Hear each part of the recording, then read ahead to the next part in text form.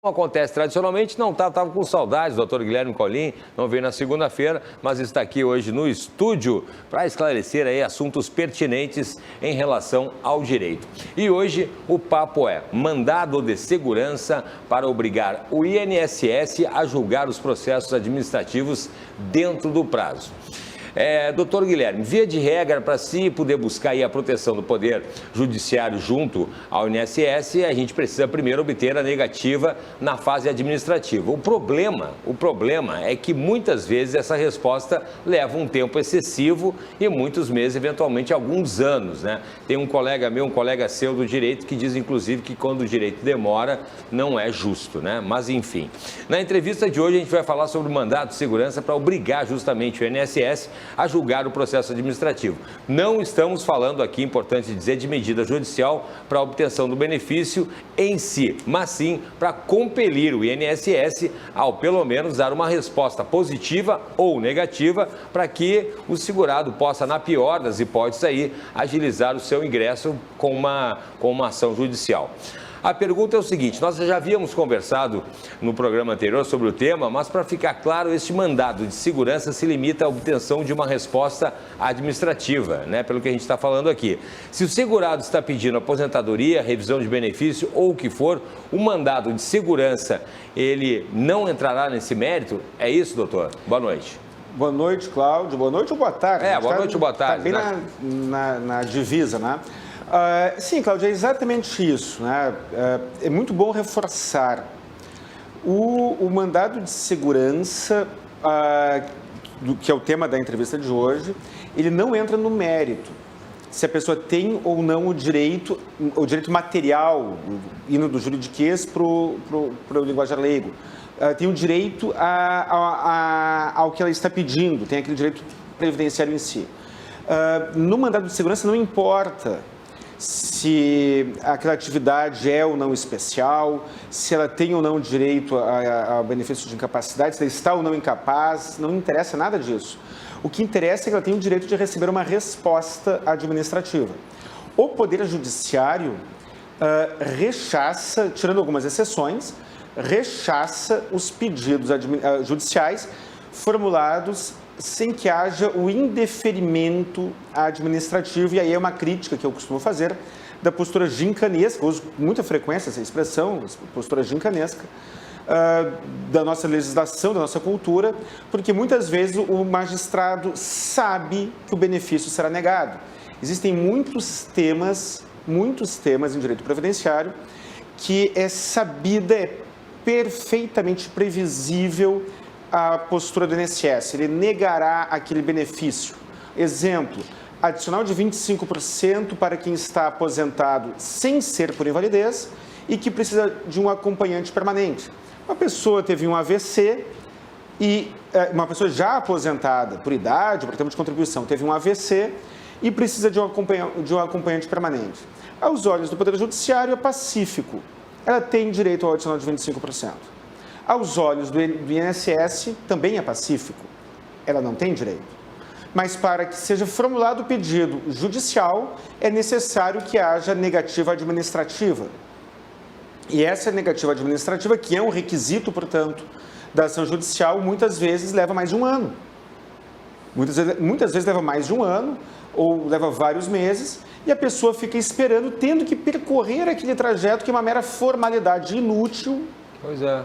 Uma formalidade inútil, mas que tem que ser observado, que é um requisito legal para que ela aí então possa discutir a sério na via judicial. E o mandado de segurança, então, não entrará no mérito, se ela tem ou não direito ao benefício em si. A discussão do mandado de segurança é limitada ao fato dela ter direito a uma resposta administrativa dentro do prazo legal, que quando o segurado toca nesse assunto na fase administrativa, com o servidor do INSS, não quero fulanizar, não quero falar mal da pessoa, mas parece que está contando uma piada. Sim. Parece que quando se discute isso com o procurador do INSS, parece que a gente está contando a piada mais engraçada do planeta, quando na realidade de engraçado não tem nada, é um direito que o segurado tem e que o INSS não observa. Muito bem. O senhor havia falado, doutor Guilherme Colin, que o próprio INSS compareceu no Fórum Interinstitucional de Direito Previdenciário e se comprometeu a observar o prazo de 180 dias para o julgamento dos processos administrativos. De onde saiu esse prazo? Isso já não significa já uma violação já do texto legal? Sim, Cláudio. É uma violação. Quando eu tenho prazo de 60 dias para fazer algo e me comprometo publicamente em praticar esta tarefa, este ato, no prazo de 180 dias, eu já estou confessando a minha postura violadora do direito alheio, violadora da norma. Da onde saiu o número 180 dias? Te confesso que eu não sei da onde que saiu. É um prazo que foi, talvez, apurado com base em alguma estatística, alguma apuração, algum levantamento do INSS. Porém, se foi para o prazo, foi através de algum estudo do INSS, foi por conta de um estudo mal feito, porque nem o prazo de 180 dias ele cumpre. Ou seja, ele teria o prazo de 60 dias, né, 30 mais prorrogável por mais 30, para dar a resposta administrativa. Não cumpre. Aí, então, ele se compromete a 180 e também não cumpre. Parece uma piada de humor negro. Né? Pois é. E aí o segurado precisa entrar com uma ação judicial para obrigar o INSS a cumprir o prazo que ele deveria ter cumprido voluntariamente. Pois é, então, para efeitos práticos, doutor Guilherme, o segurado deve aguardar qual prazo, então, para entrar com o mandado de segurança? Bom, Cláudio, eu também repetirei algo que eu já falei em outras oportunidades, nesse programa e em outros. O advogado ele deve ser técnico, naturalmente, e também deve ser estrategista. A visão estratégica é muito importante. Qual o prazo a observar? Vamos ver qual é a postura do Poder Judiciário. Existem alguns juízes que, ao meu ver, e graças a Deus é o grupo minoritário, não acolhem a pretensão dos segurados. Existem alguns juízes, em sua maioria desses juízes é em primeiro grau. No tribunal, em nível de segundo grau, o entendimento, não sei se é pacífico, mas é muito intenso, no sentido de reconhecer o direito à prestação, à resposta em prazo razoável. E qual é o prazo razoável? Pela lei, Lei 9787, artigo 49. Se tiver algum advogado em casa assistindo, algum advogado que não está habituado com este tema, é o artigo 48 e 49 da Lei 9.787 de 99. Ele prevê o prazo de 30 dias, que pode ser prorrogado por mais 30. Ou seja, bateu 60 dias, o segurado já tem amparo legal para entrar com mandado de segurança. O que acontece?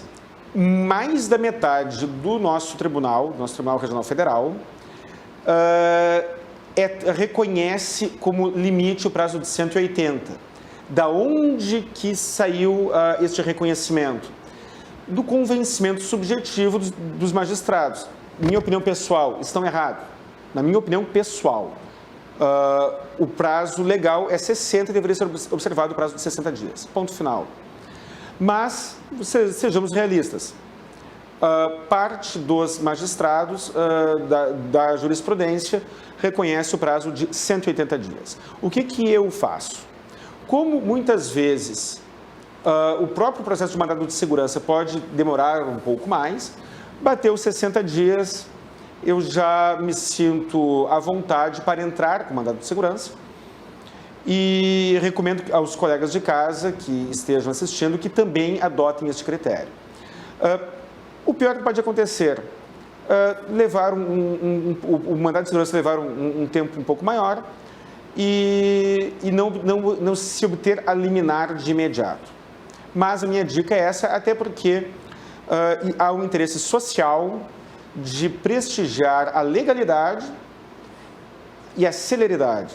E é dever nosso, advogados, lutar pelo direito do cliente e da sociedade. Então, minha dica, bateu 60 dias, já se organize para entrar com mandado de segurança. Mas, doutor Guilherme, o próprio processo judicial já leva um tempo para ser julgado. Não pode ocorrer que o INSS acabe daí julgando o processo administrativo antes do término do próprio processo judicial? Sim, pode acontecer. O INSS, como é que funciona? Se é ajuizado, se é impetrado o mandado de segurança. Muitas vezes, antes de ser concedida uma liminar, o magistrado notifica o INSS, então recebe o nome de autoridade coatora, nome técnico, a autoridade coatora será o INSS, será o chefe da agência do INSS, para prestar esclarecimentos. Isso, muitas vezes, já acelera o próprio processo administrativo, ou seja, aquele processo que estava engavetado não pelo processo eletrônico, né? Mas que estava parado, ele acaba recebendo uma atenção melhor ou maior, mesmo que não seja concedida a liminar. Então, é possível sim, é possível e é comum. E, doutor Guilherme, então é possível que o mandado de segurança atinja seu objetivo, mesmo que a justiça não sentencie expressamente em favor do segurado? E sim, é o que eu falei. Mesmo que não, mesmo antes de julgado o mandado de segurança, e muitas vezes, mesmo que negada a liminar, ou seja, a pessoa entrou com o mandado de segurança e perdeu. É possível? É, em especial no primeiro grau. Mas isso já costuma ser o suficiente para empurrar, digamos assim, para apressar um pouco o processo administrativo. É claro que o ideal é ter uma liminar, de preferência uma liminar com pena de multa diária, que não é comum, mas às vezes acontece, obrigando o INSS a fazer o seu trabalho. Mas esse é o ideal. Mas mesmo quando o ideal não é atingido, é comum que a pressão do processo, do mandado de segurança, já ajude. Seja negada a segurança, seja desacolhida a pretensão do segurado, ou seja ela acolhida, é claro. Bom, doutor Guilherme Colin, eu fiz umas anotações aqui. Em entrevista anterior, o senhor falou da atividade especial do médico, do dentista, do enfermeiro, do vigilante, eletricitário e vários outros que têm condições de antecipar as suas aposentadorias ou, quem sabe, revisar os valores que já estão recebendo. Eu imagino que nesses processos, né, o tempo de trâmite do processo administrativo costuma ser maior que os de auxílio-doença, né? Por exemplo, isso está correto? Sim, os processos que envolvem atividade especial, eles exigem uma documentação maior. No caso da atividade especial, os exemplos que tu utilizaste, né? Médico, dentista, enfermeiro, tem fisioterapeuta. Fisioterapeuta é uma profissão que ele tem contato com o paciente e muitas vezes aquele paciente está numa situação que ele gera um risco de contaminação, né? O enfermeiro, várias profissões. E aí existe a necessidade de uma documentação maior. Outro exemplo é da atividade rural, o reconhecimento da atividade rural. A pessoa trabalhou lá no regime de pequeno produtor rural, de economia familiar, e deseja contar aquele tempo para fins de aposentadoria. Ele precisa de ter uma grande documentação e isso, muitas vezes, faz com que o processo fique mais pesado. Outras vezes é necessário a produção de prova testemunhal. Vamos imaginar os casos de comprovação de união estável, pensão por morte. Sim. A pessoa mantém uma união estável, seu companheiro ou sua companheira falece e no processo administrativo existe a necessidade de ouvir 3 testemunhas. E para isso é necessário que haja uma pauta para uma audiência administrativa, uma audiência para ouvir aquelas testemunhas, mas é um ato que exige tempo, que acaba postergando um pouco, acaba tornando o processo administrativo mais pesado. Pela lei, o prazo também é de 60 dias. Ou se alguém entender, aqueles que são filiados à tese dos 180 dias, beleza. Então o prazo será de 180 dias para aqueles. Mas pela lei, o fato de haver uma complexidade maior, ouvir testemunhas para comprovar uma união estável. No caso do dentista, o dentista é um exemplo. O dentista que trabalha em consultório odontológico, dentista autônomo, contribuinte individual, ele precisa juntar uma documentação pesada para demonstrar a sua exposição aos agentes nocivos. Diferente da pessoa que trabalha como empregado, que vai lá, pega o LTCAT dele e já tem ali documentado. Essas pessoas, esses segurados têm uma tendência, têm um risco maior de ter um processo mais demorado. As revisões, por exemplo, a pessoa que já está aposentada e que quer converter um tempo anterior, em especial, para afastar o fator previdenciário, ou precisa comprovar um tempo que não foi averbado no CNIS, que não foi computado na base de cálculo da sua aposentadoria e ele deseja computar. São provas que precisam ser produzidas. E, nesses casos, não é raro passar muito mais de um ano. Se deixar por conta do INSS, é muito comum o processo ficar parado por muito tempo. Então, o mandado de segurança para essas situações é muito mais urgente. Bom, doutor Guilherme, então, em resumo, o segurado ele pode usar o mandado de segurança, então, para agilizar a resposta do INSS, ainda que negativa, para depois entrar em juízo, caso negado o benefício. Em quanto tempo isso pode antecipar, quem sabe, o resultado do processo, doutor Guilherme? O mandado de segurança é uma ação judicial rápida. Normalmente, ele leva poucos meses mesmo. O processo administrativo, dependendo da região, dependendo da agência, dependendo da cidade, dependendo do tipo de matéria que está sendo discutida ali, pode levar muito tempo. Então, o mandado de segurança poderá trazer para o segurado uma antecipação bem significativa. Imaginemos uma situação, uma ação de revisão de aposentadoria cuja tendência seja mais de um ano para ser julgado administrativamente. O mandado de segurança levará alguns poucos meses e ainda que negada a segurança, ainda que antes de ser julgado, não chegue a ser julgado, o simples fato de ter sido impetrado já produzirá uma tendência de antecipação relevante do tempo. Então, nós estamos falando aí de repente, quem sabe, um ano de antecipação para o resultado de um processo judicial, né? ou de um processo administrativo, que poderá ser uma fase preliminar essencial para uma ação judicial depois, né? Ou seja, antecipa toda a cadeia de fatos. Né? Sim, sim. Muito bem, doutor Guilherme Colin. Para quem está com dúvida ali, quer mais informações, por favor, endereços para entrar em contato, doutor Guilherme. Bom, telefones fixos, 51 32 28 12 19. Celular e WhatsApp, 51 99985 7991. Redes sociais, CRJ Advogados, tanto no Facebook como no Instagram. E também tem o meu canal Saiba Direito no YouTube, onde eu carrego essas entrevistas normalmente com uma semana de atraso. Inclusive agora, hoje é dia 24, né, Cláudio? 24. Está às 18 horas, estará entrando no ar no YouTube a entrevista da semana passada, na qual eu falei sobre os planos de saúde.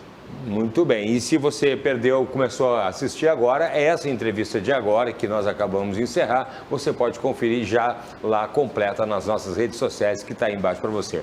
Doutor Guilherme, muito obrigado, uma ótima noite, um bom trabalho, um grande abraço. Eu que agradeço, Cláudio, um grande abraço.